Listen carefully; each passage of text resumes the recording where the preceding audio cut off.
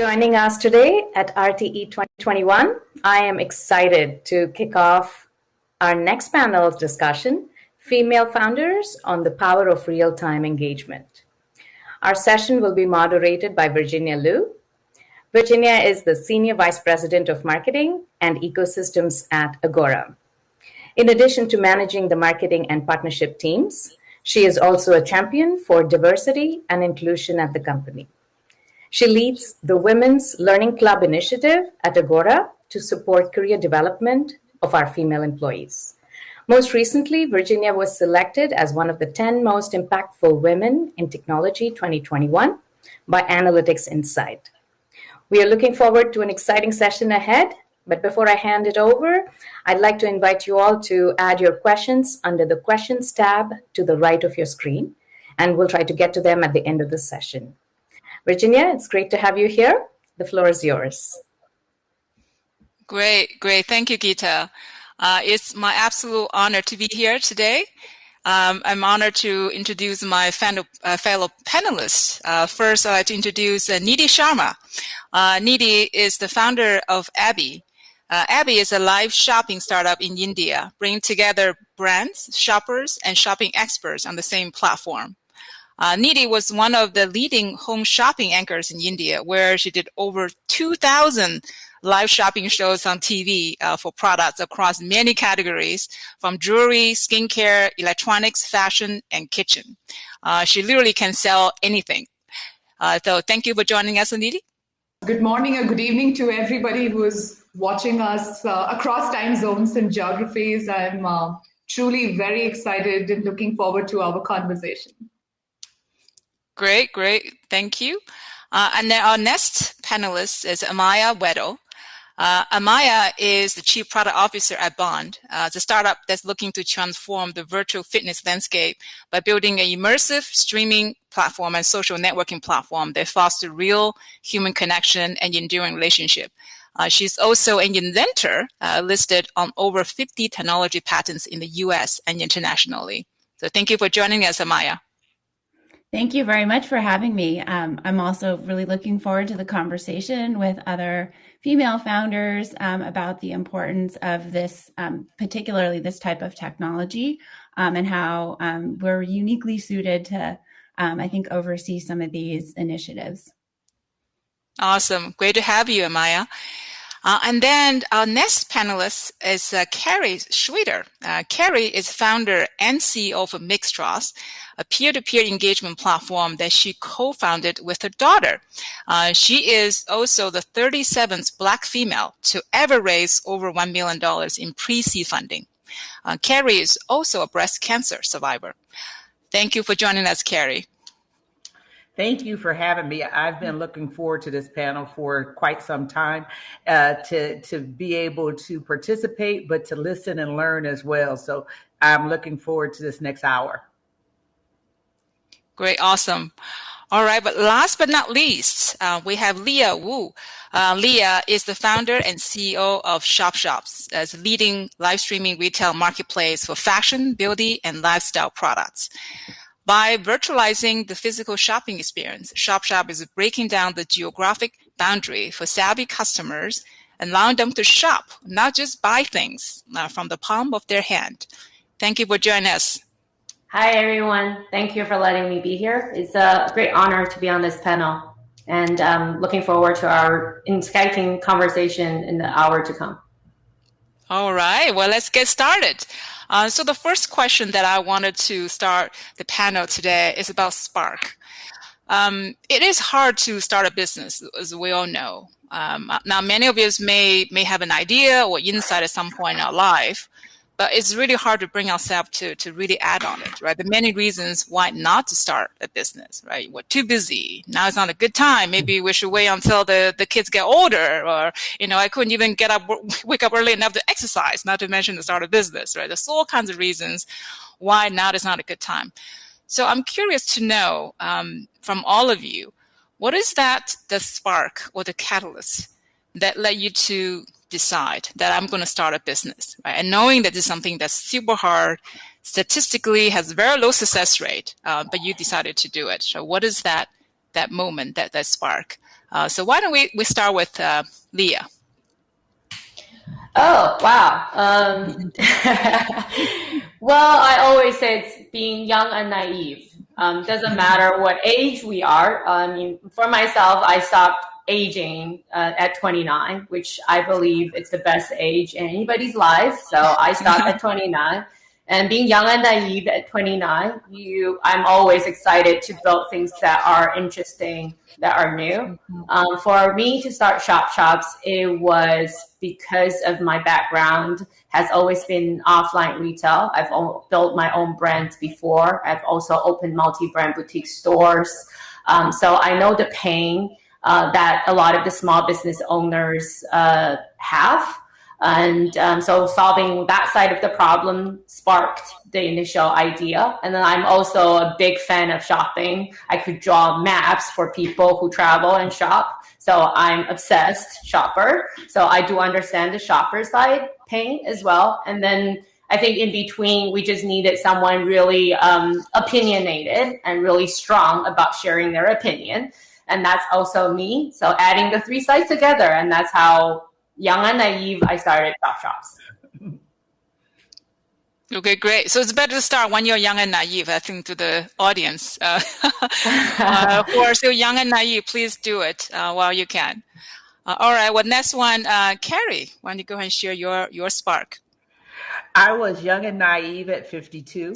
And so actually we came up with Mixtrose, which stands for Mixer and Introduction. My daughter is my co-founder, and we were having a weekend of live networking. She was in New York with her demographic, and I was outside of Nashville with my demographic. And when we talked about how awkward it was, even for us who are very extroverted, we literally made it up. I was a career HR executive. She was a director of events in New York. We had no idea. Let me tell you all the stuff I didn't have any idea of. I didn't know anything about the numbers for females raising money. I didn't know bootstrapping meant your money. I didn't know that great ideas don't happen like you see it unfold in an hour on TV.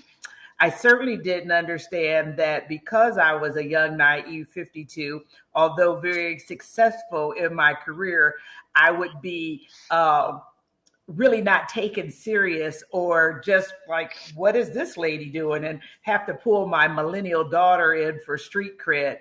So we saw a problem. We came about it with a human first idea, technology second. Not only are we first time entrepreneurs, we're non-technical tech folk, and we still made it happen. But there's something to being naive, because had I been able to look in a crystal ball and see what these years would unfold, other than hopefully we're making it easier for other women, specifically women of color, I don't know if I would have went down this path, because I wasn't in a point in life where I had to. So that is my story and the origin of Mixtrose. I love it. I love it. Young and naive at 52. That's awesome. Yeah. That's really inspiring to all of us. All right, cool. Thank you. Now let's go to Amaya. What is your spark? So for me, I've been working in the wellness technology industry for several years, and I did quite a bit of research on market trends and insights. And COVID has really been a fascinating period of time. It sort of uniquely decimated the wellness industry and so many wellness professionals. And in studying and researching a lot of these businesses, whether it's a fitness center, a spa, salon, a wellness center. In studying them in my prior role, I was with a software company called Bande. We really observed which ones were able to pivot and transform their business. And one of the big changes in the industry was around live streamed fitness and access to boutique fitness from the comfort and convenience of your home. However, it's kind of one-dimensional in that a lot of people are just watching somebody on the television, and it doesn't have that same magic or spark that a studio environment can have where you can build really meaningful relationships and community. And so actually the CEO of this company, before she'd hired anyone, she just had this idea of building a platform where we could connect people using the RTE technology and make it truly engaging. And so she's the one who convinced me to jump ship. I was the first hire at Bande, and we've been building this platform together and really bringing in and weaving in lots of elements to facilitate relationships. So you can work out with friends and family across the world, and the instructor sees you and acknowledges you and gives you feedback on your performance. So the spark was really studying the industry and then having a great partner in crime who had this vision, this strong vision that's really allowed us to accelerate. Great, that's fantastic. And to some degree, the pandemic also, I think, created catalysts, right? So, I think that's one of those business sort of created during the pandemic for all good reasons. Fantastic. Thank you. Thank you for sharing. All right. And last but not least, Nidhi, what is your spark?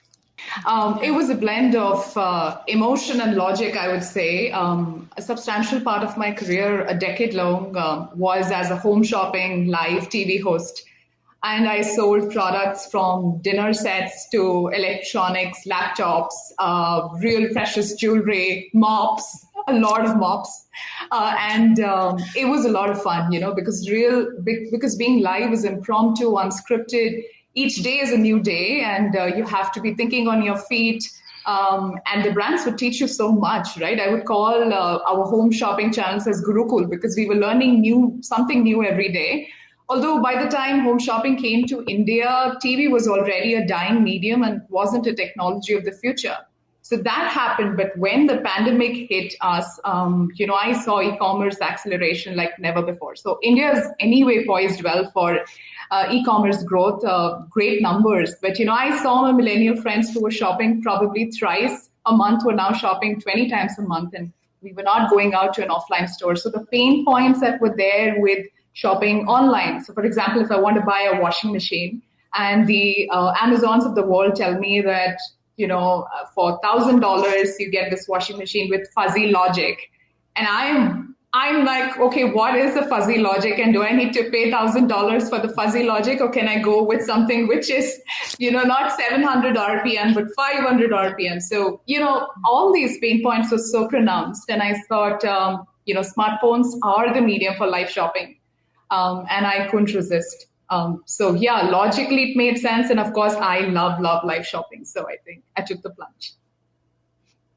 Absolutely. That's great. Awesome. Thank you. Thank you for sharing all of your spark moment. It's truly inspirational. Now I want to move on to the second question. So if we look at some of the statistics, the data for entrepreneurship, for VC funding, so female entrepreneurs represent a very small percent of the population. In fact, I think that one of the reasons is Harvard Business Review studies shows that only 2.3% of the U.S. VC funding go to female entrepreneur.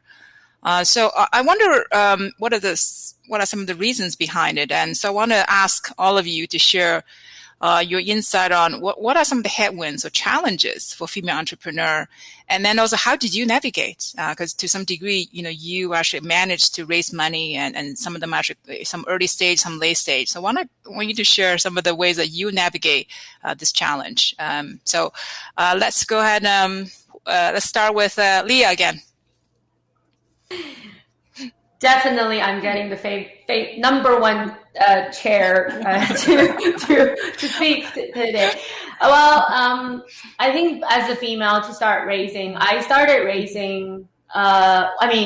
ShopShops 2016. In the beginning, it was building the cross-border for Chinese market. I began with young and naive. I began applying into an incubator. So as part of an incubator, there's not much of a discrimination between, I think from that incubator, when entering into the incubator, there's not much of discrimination going on.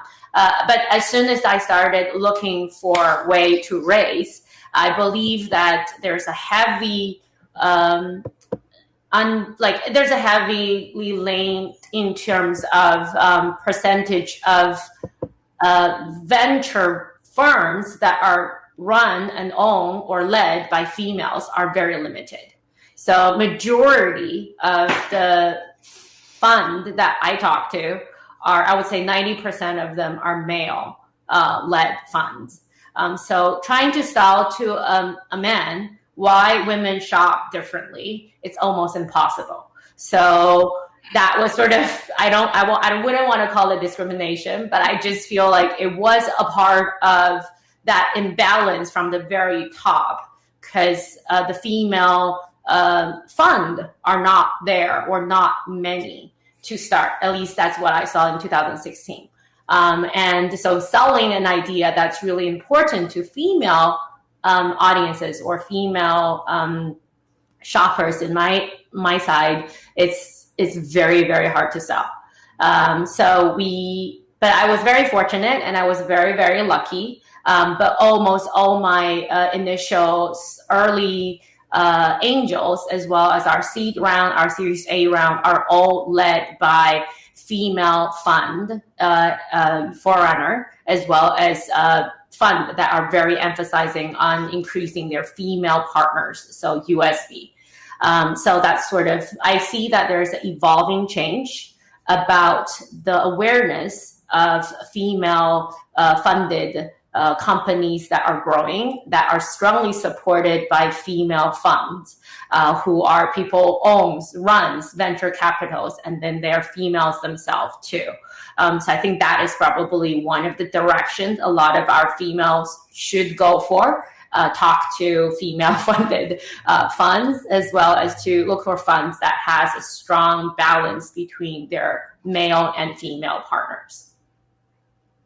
Great. Well, great insight. So essentially, to have more female entrepreneurs, we need more female VCs and female-led, early incubators or late stage VCs. So I think that's certainly the further upstream to change the industry. Great. Thank you. All right. Well, let's go with Carrie again. Well, I think I get to follow Leah because her hair is purple, my hair is purple, so we got this purple theme going. The whole time that she was talking, I was pinching myself like, Kerry, do not preach a sermon, do not get on a soapbox, because even when you share the 2.3% of VC funding that goes to women of color, it is even more disparaging. It's 0.03. So it is a problem, and it is a problem that I personally am tired of hearing about white papers and studies and all of these things.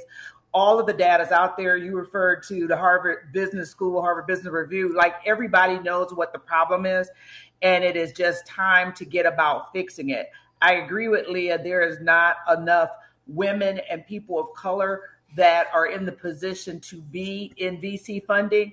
But even those that are, many of them are having the same issues that we are having, because they're trying to get accepted in the bigger pond. And so something has to happen. I kind of think about it as it's because we're almost in football season here in the US. I think about way back when the first Black quarterback was introduced, and it was like, oh my goodness, 25 years ago, it was like, oh, what's going to happen? Guess what? The game became more competitive. It gave everybody an opportunity to participate, and that's how we need to look at it here.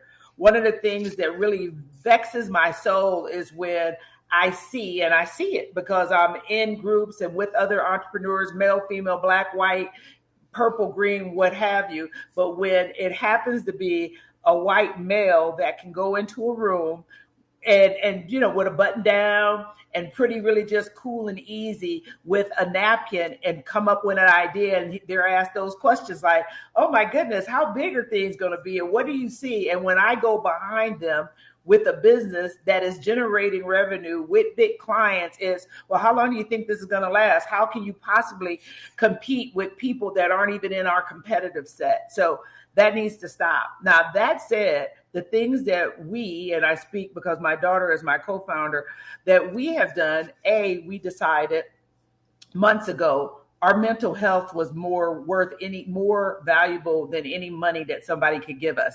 So we will talk to investors and answer questions 3 times. After the 3rd time, it's obviously not a fit for them, and it's definitely not a fit for us. We also make sure we're going after people who have funded other people like us at the same level of growth.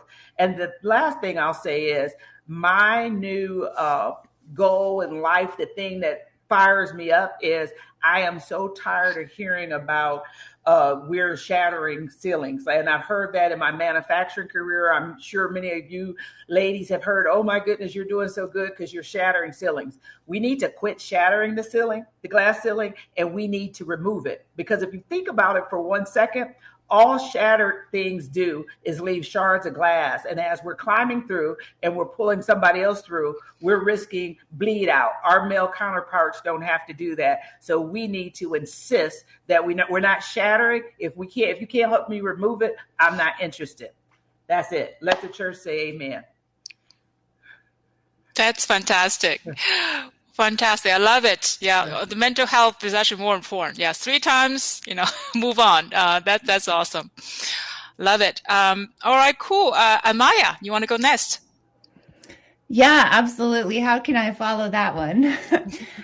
No, I think what I would like to do is really underscore some of the things that both Leah and Kerry brought up. And, one thing that I've experienced is, working in a space that is created and intended for a market for women or for people of different underrepresented groups. It can be so difficult to characterize that problem to somebody who doesn't belong in that group. So you would notice like, oh, what's the data? What's the market size? Do people really work out this way? Why do they really want to be in groups or connect? And if you're not a part of that demographic yourself, you don't intuitively understand it and get it. And so then continue to look for data, or how do I really believe in this investment? Or is this really, the market is really that big? I don't understand this problem. So I've enjoyed in my new career here at Bande, I've enjoyed working with other female leaders that understand, because they're a target consumer. I think that they just get it. They understand why we're making certain technology decisions, because this is like an experience that they've had themselves. It's a problem they have, and they can infer and intuit that there are other women who are going to have this same problem. Even though we still do need the data, if you don't have the intuition to back it, it's very hard to convince somebody that this is a good investment or it's a product that's solving a real problem. So to that end, I think having just across the board more diversity in these types of VC roles with people that are making decisions about money and finance. And I think it's just going to help, that the more we can get different people in leadership roles, the easier it's going to be for us to create a very vibrant and compelling landscape. Yeah, that's great insight. Spot on. I mean, I'm married to my husband for almost 20 years. I still need to explain to him why I don't buy my shoes on Amazon, and he still doesn't get it. Yes, you need to, there's certain things you don't need the data. You just know, right? There's certain intuition that guides the business process and business decision. Well, let's see. Nidhi, you are the last on this question. Yeah, I think I'm so pumped, and I'm still navigating through my journey. So I think I'm learning from all the great insights.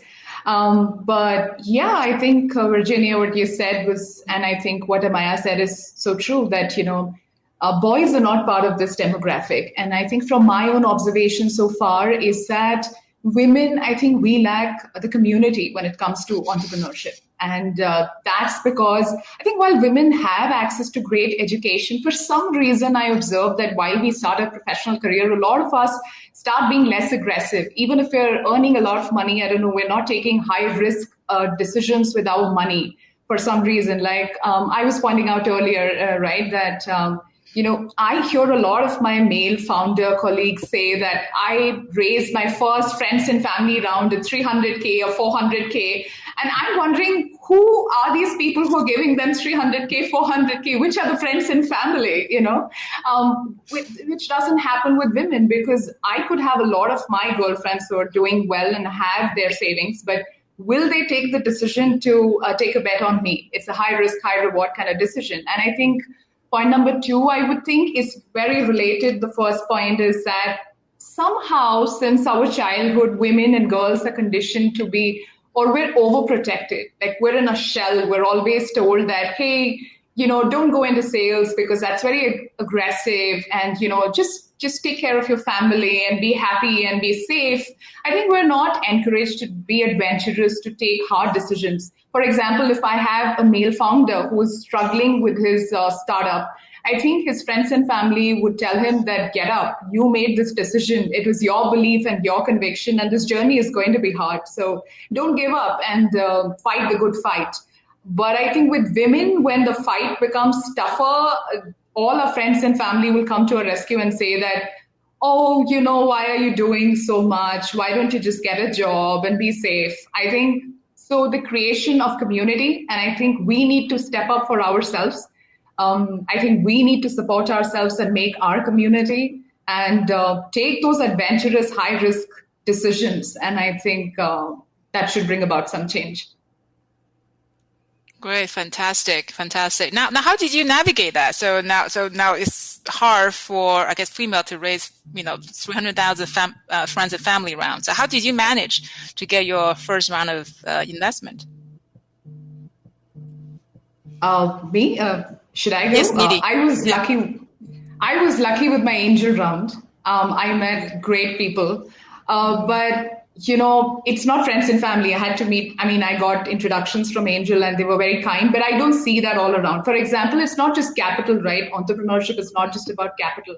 It's mentorship. I have so many doubts and questions when I'm going through my day. I want to know, with pre-product market fit, these are the metrics. This is what my North Star is what I feel. Is this okay? And should I shell out a little more money? Should I be completely organic? There are so many questions. Where do I go? I don't have a community which is ready. Whereas, and if you see, at least in India, the ecosystem is that most of the entrepreneurs come from Ivy League sort of colleges, which is 80% men anyway. So they have a ready community, right? Their alumni network itself has tons of entrepreneurs. But what about women? While I am intelligent, I can read, I can use common sense, but if I could get some mentorship, if I had some more female founder friends and we could talk, right? So I think I'm still navigating, Virginia, to be very frank. I don't know. I think I'm still going through that journey. But my first round, I was just, I think, lucky. I hope that happens in the next round too. Great, fantastic. Well, which is why I think, talk like this is important. I think help people to connect, and, we can support each other and hopefully also mentor each other on different aspects. Great. Well, awesome. I think that's a good segue to my next question, actually, which is about wearing different hats. I think all of us have different roles to play. We are, founder, CEO, running a business, but you're also a mother and wife, or a daughter of somebody that you have to have obligations as daughter. So how do you balance all the different roles? I know the chances are you also want to be the best and all of it. You want to be the best CEO, you want to be the best mom, you want to be the best in everything that you do. What kind of sacrifice you have to make, what choice you have to conscious choices you have to make to actually balance all the roles that you have. So this one, why don't we break the sequence? We'll start with the Carrie this time. I was so waiting for Leah to give me some stuff to talk about. Doggone it. No, I was coming out of a pretty driven HR career, and I was talking to somebody earlier today, and they're like, are you a slave to your business and all that? I said, I don't think this is any different than the working mom dilemma that. Now I'm at a point where my children, we are empty nesters. We try to keep the house empty, but they keep coming back. But I don't have to deal with small child care, but it's all about, you can only prioritize or pay full attention to one thing at a time. So then you prioritize those things. And so I am way past, I earned my MBA a while ago, about 20 years, believe it or not. And that's when I had to give up on, I was going to be the perfect employee, the perfect mom, the perfect wife, the perfect neighbor. And you just had to give what you could to the task at hand and then prioritize those tasks. My family came first, and then everything else, kind of spread out. I think part of the problem that we have as women, and again, I got to talk about my experience on earth. As a Black female, we always feel that we're behind the curve. So we're trying to work harder to catch up, and we want to be perfect in the things that we do, especially as our profile heightens, because we do want to make it easier on the next person and to give the next boss or client or investor a reason to say yes. And that is an impossible weight to have on you, to think that you're trying to cure everything for everybody. So you just have to really look about, make sure that you're prioritizing, make sure that you're truly engaged. If you're engaging with your kids, my son is 25 years old and he's chasing his dream of basketball. He was just in Bosnia the other day. Now he's in Mexico. When I talk to him, I engage with him for those 5, 10, 15 minutes. And then I go back to work or do whatever I'm doing. But the thing I do want to say is, if you let yourself get all the way to the edge, and I'm so glad that we're talking about mental health more and more. I hate that it has to always be high profile people, because everybody has had to deal with it and even have more pressure to conform because we don't have these outlets or we don't have people that will lift us up in the media. But if you don't take care of yourself and your own mental health, all of the 400 things you thought were so important become very unimportant. Virginia said that I'm a breast cancer survivor, got my little necklace on, and I wear it for more than a necklace. I literally found out I had breast cancer after I had raised a friends and family round. And so that gave me focus on, this thing could end, and I'm talking about the thing of life, at any given time. Am I doing the things that I want to do? Am I enjoying the things that I'm doing? And so I attribute my faith, my family, my friends, and focus on my new business that helped me get over the hump and become a thriver. So that is my answer. We can't keep trying to pretend like we're super women. We're not. We're humans. That's what we are.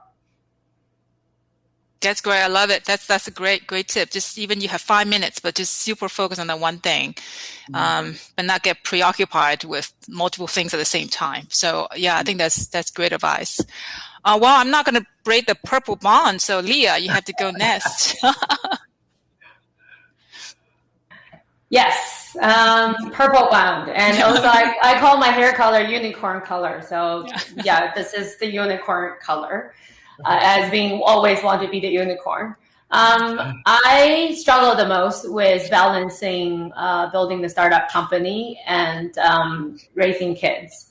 I have two. I started my entrepreneurial journey before I had kids, not ShopShops, but something else. And then I had 2 kids in between. Everything was okay. But ShopShops itself, it was a complete different animal, or because it has to be a unicorn eventually one day. So it's really different than anything that I've tried before. So it's taking up a lot of my time away from kids and family. I thought I would already sort of IPO'd by now when I first started as young and naive in 2016. So 5 years into the business, I was like, oh, that's a time I would have already exited. But not yet. So probably I have another 5 or 10 years ahead of me. So this is sort of what I am learning to balance between family, kids, travel, and run a full company, and also raise 2 kids going into teenager years very soon.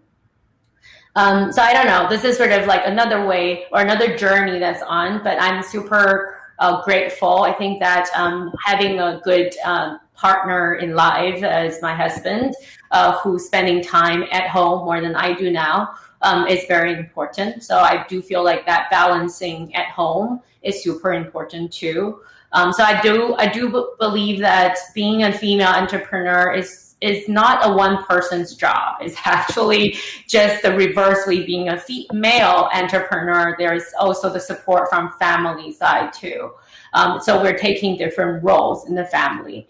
And then I try to let my kids learn from my job. Basically, my kids participate in my live streams too. They get to host sometimes their own show just to enjoy and have fun of what, like, have a real understanding of what I do. And I also want to be, or I try to be, the model that shows them in reality how hard it is to build a business, how hard it is to try to create something from scratch and new, so that they can be innovative, they can be brave in their future as they start building their own sort of business of their own eventually. So I think that's sort of, I'm trying to do my best being the model that I want them to grow up to be, that has the freedom to try things that they want, and to have the freedom and the braveness to try things that they want to try, and not worry about fail or not fail, just brave enough to try it out. So sort of that is sort of what I'm trying to position myself. I'm trying to find a balance. I kept using the word trying because I don't think I know if I'm doing it correctly or right or wrong. It's still an ongoing process.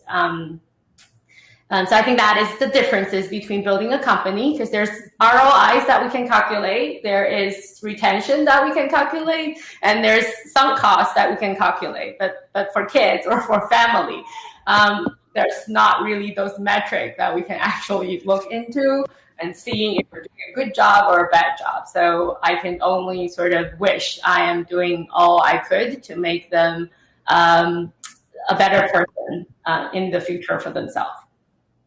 Yeah, that's fantastic. It looks like you did a really good job kind of bring your family to your work, right? So they understand what you do. That's fantastic. In fact, actually, I remember one weekend I had to go to a hackathon. So I decided to bring my son over, and he actually participated in the hackathon. He became the youngest person in the hackathon. He had a blast. So I feel like, whoa, perfect. You can always integrate live with work. That will be fantastic. All right, great. And now let's go to Nidhi. So how do you balance all the different roles that you have? I don't know if there is something called balance truly. I think all of you guys are emphasizing on the fact that entrepreneurship is not really a solo journey. Even for the family, I think one person becomes an entrepreneur, whether male or female, the entire family has to go through it. And support is really, really needed. So I don't know if I'm doing it perfectly, but like Kerry said, we can't be superwomen. I mean, we are, but it's okay. We can just focus on one task at a time. So yeah, I'm trying to do that. It's not always easy, but I think more often than not, it's really rewarding. And I think the joy of creating with the team and the family being there, they understand it better now, because I was on TV earlier. So they'd gotten used to that thing that, oh, you come on TV, you know how it is. As people, I don't know, our society still thinks that coming on TV is really a great thing. So they would love to watch me every day. And then suddenly I take up this entrepreneurial journey. So they were a little shocked. They were like, hey, you have such a good job. Why are you, starting something from scratch? But I think they're really, really supportive now. And I think it's all right learning as we go through it. Yeah, indeed. Awesome. Well, I don't know if Amaya, you want to add anything on that topic as well? Yeah, definitely. I was just going to add, so many people talk about the COVID time and really being more stressed out and it making things more difficult. But I'm actually so grateful for COVID because it, not having to commute to work, being able to work from home has brought me closer to my family. I have 2 daughters that are in elementary school. It's brought me closer to my family than I'd ever been before. I missed so much of my 10-year-old's, milestones growing up because I had to go into an office and I was spending hours in the car in traffic commuting. And now I have all that time And, last year during Zoom school, I got to see my first grade daughter learn how to read. And it's these little micro milestones of her beginning to unlock phonetic patterns. And I would sit and watch and co-teach with her teacher online. And this is this gift that I will never be able to replace. This was a really magical moment. And I was able to do it during my lunch hour, working from home. So I think that remote work is something that's really been amazing for me and having more balance, because all of that commuting time that you would be doing going to the gym and back, or to the work office and back, it's now you can have that time in your home to do, whether they're little chores or getting a workout in. It's a lot easier. So I'm really grateful for how COVID's changed our landscape and how we're able to work. Yeah, fantastic. I couldn't agree with you more.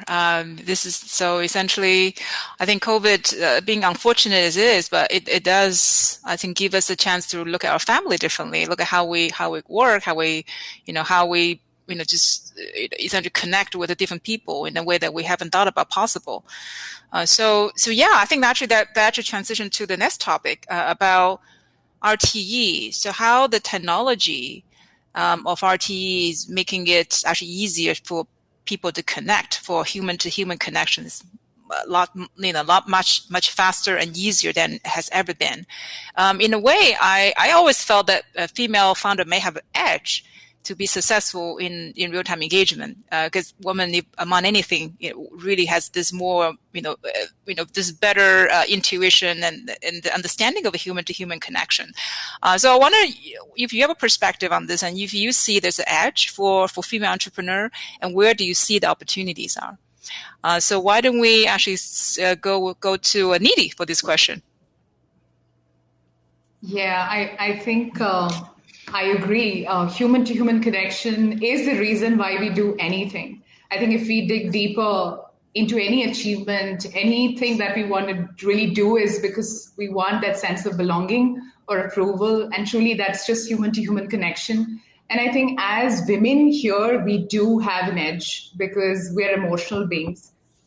Funnily, though, sometimes we ourselves think that being emotional is a negative trait. But I think if we can make emotions work for us, I think we can really leverage them and create great organizations, profitable enterprises touching humanity. I mean it. I mean, these are not just big words or cliche. I truly mean, one brand that I really look up to is Starbucks. It's a market cap of $100 billion plus, but it was one of the rare few which started to give health insurance to all its employees, right? A part-time or full-time, when it was really rare and unheard. So as women, I think also this narrative of work-life balance, which suggests that work is stress and life is fun. So maybe as women, if for us, if compassion can come before competition, rather than making organizations into some rat race for no reason, if we can really build solid, profitable enterprises, while creating great work culture. Probably work can be fun, right? Because 80% of our time is spent at work. Why should work be stressful? So I think as women, we can make these things happen. So real-time connection, engagement, human-to-human connection, and businesses around it, I think with women founders can do really well. Yeah, fantastic. That's great to hear. Amaya, do you want to also share your insight on this? Yeah, absolutely. I think that it's a little bit what I was saying before regarding understanding a problem space and solving it that makes us really uniquely suited. In our case at Bande, we're really trying to solve this issue of building true community through facilitating connections, and we're leveraging the RTE tech in order to do that. And building in lots of other features to our platform so that people can genuinely connect with each other and build a social network, even though they're distributed. I think that it's great having my entire executive team are all females, and I think that we understand the problem when we can carry the vision, and whether that vision is in our brand and how it shows up, or in the media when we're speaking to them, and then to our team, so they understand the values of the product and platform, and it really helps to steer the decisions that we're making. How is this helping build community? Is this the right way we should be showing up in class? Is this how we should be talking to students or encouraging people? How can we better facilitate a feeling of collectiveness and of shared meaning? So I think that that's a really key part of it is understanding the problem and then leveraging this technology to bring something new and different to the table. Yeah, absolutely. Great. Well, so I think, given that we only have 15 minutes left, I just want to ask one last question, and then we'll open up for Q&A. So my last question is, what are some of the things we should do now and to make a difference so that 10 years from now, there will be more female entrepreneurs and underrepresented groups, so not just female, but women of color or any other representative group that underrepresented entrepreneurship. What are some of the things we can do today that will make a difference 10 years from now? Let's start with Carrie on this question. It's evident, and we've talked about it here. It's all about not talking about diversity, but inclusion is the part that is important now. I think that as women, as we are more and more visible, we need to say, hey, you want me to sit on this panel? I notice it's all made up of one thing, one set of people. I'm not going to sit on it unless you make it more diverse. I think the connections that are being made, we need to readily make those connections for each other. Now, we need to do a lot of stuff, but if you think about it, we're actually the underrepresented. So the represented people need to quit making up excuses and actually be actionable on the things that they're doing. I said earlier, I'm tired of white papers. I'm tired of hearing people, get on stages and talk so eloquently about what needs to be done, specifically when they have the ability to make changes. It's companies like Agora that have startup programs to actually help and not sell to them, but actually help. Mm-hmm. We need to use the products that are available by the underestimated. We need to do more. Like everybody wants you to join an accelerator. We, Kerry, Schrader, and Ashley Ammons of Mixtrose, we are over-educated and accelerated and underfunded. And so now we need that funding to match up with the amount of education people continually want to tell us that we need, which I think is almost off-putting at some point. So my big thing is we've talked a lot about it, and now it's time to get to it, and we need to hold our companies to it.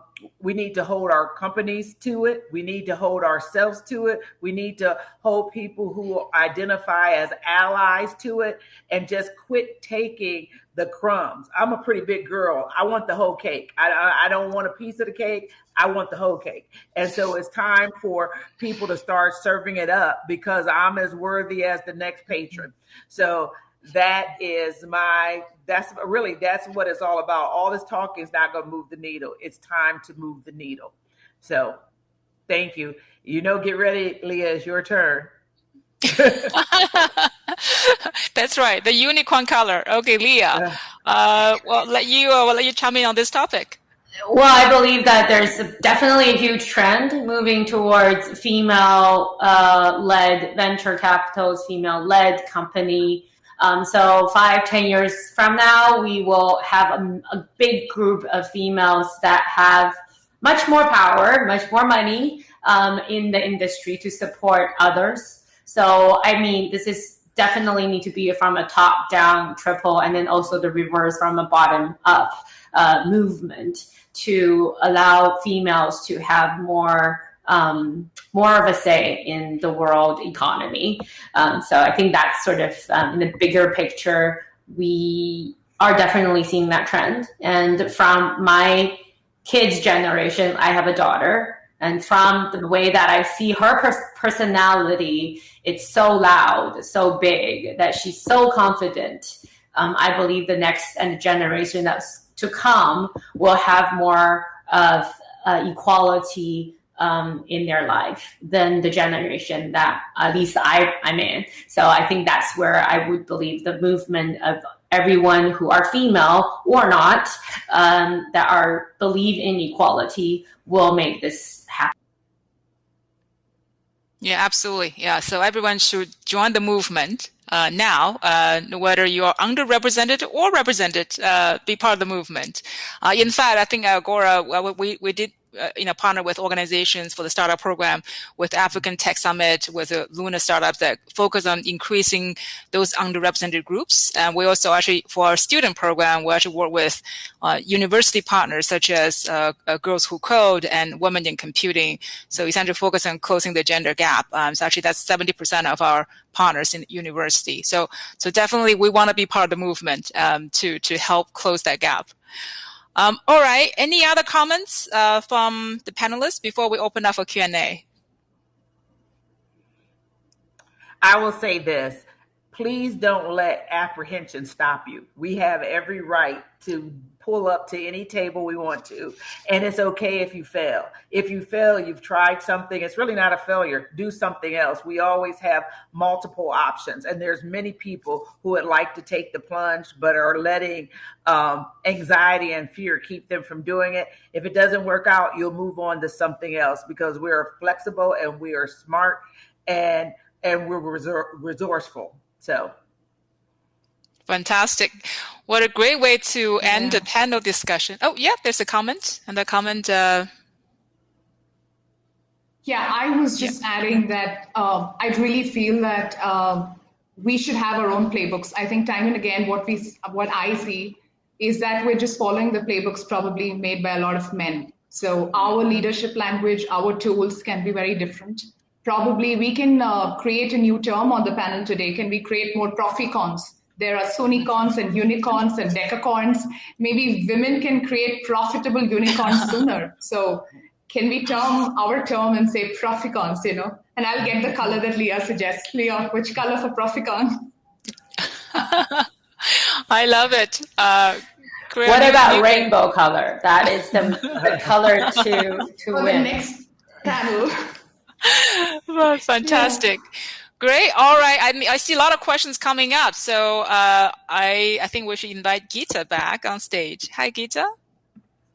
Hi there. Thank you. What a lovely, lively conversation. I mean, this can go on for another hour, and I'm sure we'll have a lot to talk. But we have a few questions in the few minutes left. And if any of the audience members would like to come up on stage, please click on the raise hand icon on the top upper left of your screen, and we'll bring you up on stage.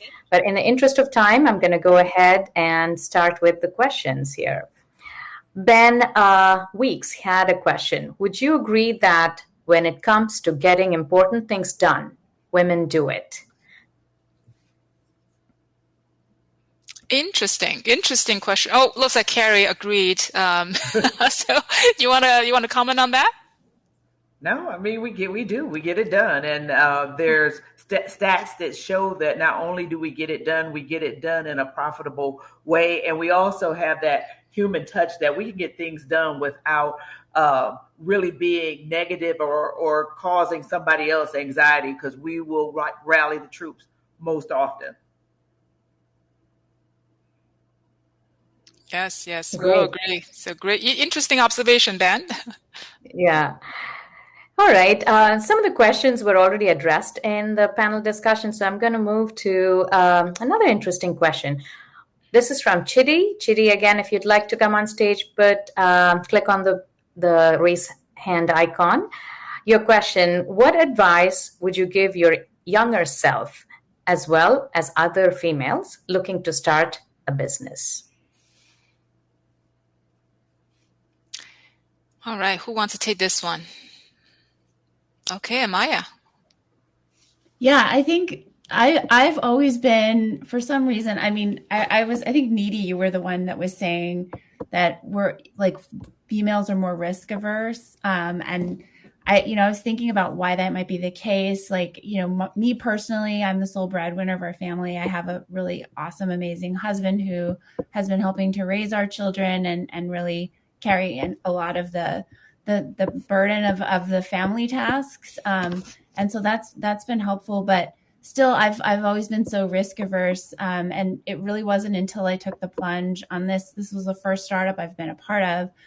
And I am having so much fun, and it's not scary. It's amazing. It's incredible to get to do so many things for the business, whether it's building out, platforms and sides of a business you've never been able to do before or experienced before, learning so much about different elements of running a business. And I think really accelerating myself as an executive and as a leader, because I'm experiencing so much of what it takes to drive a business forward and be profitable. So I would say, don't be afraid to take a leap. It's going to be so much fun. And it's amazing. I would also say, think about bringing other leaders around you who sort of share that vision, and potentially who are from, like we were saying, it makes a big difference to be in a leadership team that's full of women. We work together so differently. We make decisions so differently than I'd ever experienced before. I've never been in a company that had an executive team that was all women. So I think we need to do more of that and have more of that out there to help balance the books. But my advice is don't let your own stuff get in the way of bringing something that the world might really need. So. Very good point. All right, Claudia has another good question here. Were there any failures you experienced that were actually blessings in disguise? Interesting. There's so many. Name one. Well, I think it's so hard to name one, to be very honest, because I think as entrepreneurs, or doesn't matter if we're startup or continue on the journey of entrepreneurs, every day is facing with choice between A, B, C, D, E, F, G. And out of that A, B, C, D, F, G, one of them is correct. The other might be wrong. So I think we're facing with decisions, choices, and failures on a daily basis. I always think that a lot of the thing we test might not be right. Whatever I said, I mean, when we are in the operational meeting or in a management meeting or team meeting, I will always say, hey, I have a suggestion, but whatever I say doesn't count. Because whatever I said is just an opinion or an idea. We need to test it out to really prove it, to make sure that it's the right one, or it might be right for a period of time. So I think for every startup, every step that we take or everything that we do to try to improve our process or our business is a learning process. So we're failing every day. So it is a blessing on a daily basis. We get to fail and learn from what we didn't accomplish and go to the next step. So I think even including raising money, I had to talk to more than 200 VCs before I get to the first seed round. Like every no is a step towards a success, because every no is a way to say, hey, I need to learn this way so I can pitch better the next time. So I do believe that I don't look at fails as fails. It's just like a kid, when they fall down, they stand up. And it doesn't matter how hard you fall. You have to figure out how to stand up. So fail is always for a reason to stand up. Yeah, fantastic. Very true, very true. All right. I think we have one last question. Sorry, Nidhi. Go ahead. I just wanted to add to that because it's so close to our heart as entrepreneurs, failures, right?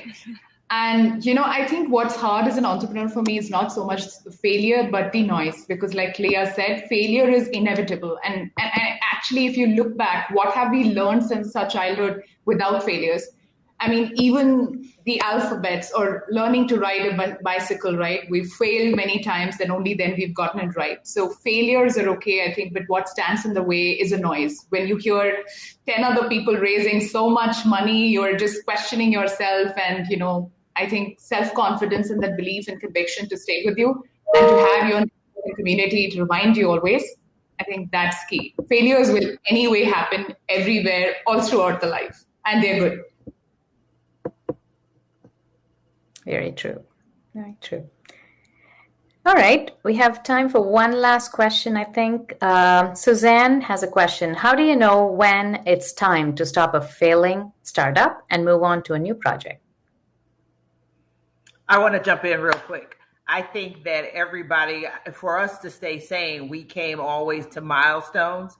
And if you're not loving it anymore, if it is draining you of all of your energy, keeping you from doing stuff with your loved ones, it's okay to stop and come up with something else. And I am a realist. You have to have in your mind how much of your own funds and resources that you are willing to spend before you say that's enough. Because I think the biggest mistake would be to go when you knew in your gut it was time to stop, and then by the time you stop, you have broken so many relationships, you've drained your accounts, you're estranged from your family and friends. Nothing for me is worth that. And that's not to say we don't work really hard with Mixtroz and, overcome obstacles. But my daughter and I learn over time to always give ourselves a milestone. Like if we haven't hit this, it's okay to go back to our careers, because the more of that stuff that you have, like if I don't succeed, it's going to be the end. Nothing will end the ride I have on the earth, sharing it with my family and my friends. So that I'm strong on that one. So I jumped in really quick. That's great. I think we're up on time. There are a couple of questions. What I'm going to do is pass it on to the panel, and we'll have the panel respond to your questions via email or messaging on the in-event platform. But thank you very much. Thanks to all of our speakers and everyone in the audience for joining. Please make sure to check out our next sessions and also join us for the open networking at one of our networking rooms. Great conversation. Thank you all. Thank you, everybody. Thank you. Bye-bye. Thank you so much. Thank you.